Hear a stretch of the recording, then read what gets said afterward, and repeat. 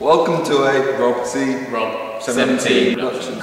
Basically, we're going to evaluate our film that we made, our 2-minute opening to a thriller, which is based on a character who is chased by us two. We're after our money, but obviously the innocent guy here makes out that it's his money. So we'll let you decide who is the dominant person within the film, but we'll hopefully try to tell you that he is the person that is the dominant one. So yeah, in this video basically we will be explaining a range of different kind of techniques and camera works we used throughout the piece, and just explaining why we used it and what effect it gives on you, the audience, and other people involved. We'll start. We'll start with question 1, which is in what ways does your media product use, develop or challenge forms and conventions of real media products? That will be the first question we answer. So hope you enjoy our evaluation. In what ways does your media product use, develop or challenge forms and conventions of real media products? We have used male characters, which is stereotypical of thriller films because they are usually seen as a dominant gender. We've seen this from our research as we researched 3 thriller films such as Taken, The Bourne Ultimatum and Transporter 2, and we saw the male gender dominating throughout those 3 movies. This choice of using an all-male cast appeals to our audience members because, again, it makes our scene as the dominant gender and sticks to the conventions of thriller films.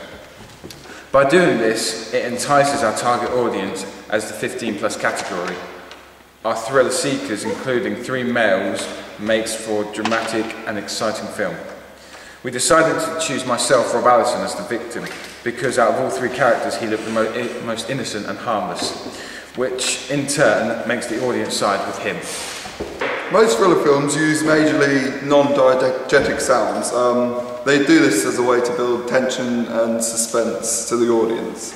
However, for our thriller opening, we decided to use an equal balance of both diegetic and non-diegetic sounds, which builds suspense, but at the same time it sticks to the reality of the situation. The diegetic sounds that we included in our thriller films are things like the bird sound, the gunshot, the axe hitting the tree, and the fire, stuff like that really. We use these sounds to add effect to the reality of the situation.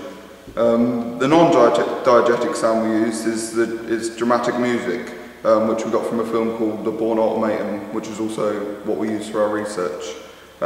We used this piece because basically we wanted to build tension in it. We thought that bit of music did that well and allowed us to use it with ease. Throughout our piece, we used both low-key lighting and natural lighting. The low-key lighting was used when we were in the house, and the room was only lit by the light of the fire and various lamps around the house. This was used at the start of the piece in the hallway leading through to the living room. The natural lighting we used was when we were in the woodland area. We did it during the day, so we had natural lighting, which made it easy to pick up our facial expressions.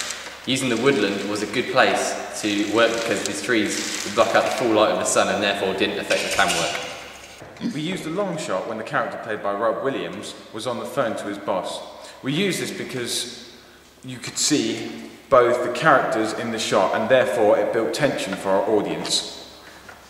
We used an establishing shot at the start of the flashback. We used this because it showed the audience all 3 characters, which gave the indication of the proxemics involved.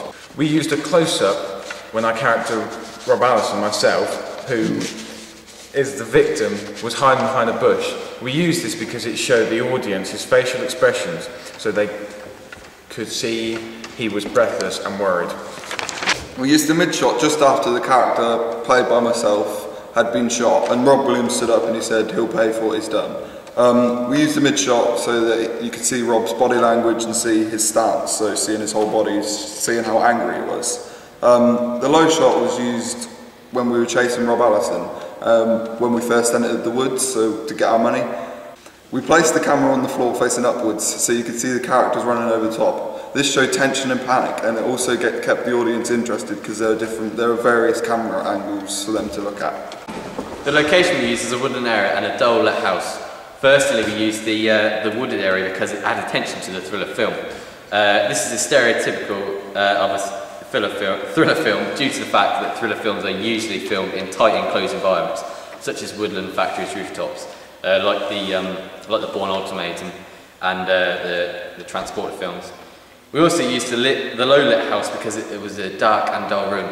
This had an effect to the audience because the darkness set the mood that a significant event was about to occur and added tension to the scene that was about to take place. Yes. Throughout the duration of our piece, we used little graphics as we felt there was no need for them to be added. We did, however, use them to show the cast involved, which we laced over each character when we are seen running through the piece. The final section of the film, we added graphics to show the audience what the film was called. We did this by adding a red wash to show that the character, who had just been shot beforehand, fading into a black wash with the title written in red to represent the danger. The product represent particular social groups. The opening to our video represents the male as being the victim of whom is scared and vulnerable and in need. At the beginning of our video, the audience may have thought that the victim, Robert Allison, was going to be caught and possibly encountered injury or possibly death. With the constant use of non-diegetic upbeat music with the background, it paints the picture that the victim had no way out, but however, as the video shows, he survives and kills the two villains in doing so. We stuck to the stereotypical role of the victim, which is that he survived, became the hero and killed the villains, as throughout our thriller. The audience would have felt sympathy for Rob Allison and would have been willing him on to defeat Simon and Rob Williams and to go on to survive, basically, to keep his family's money.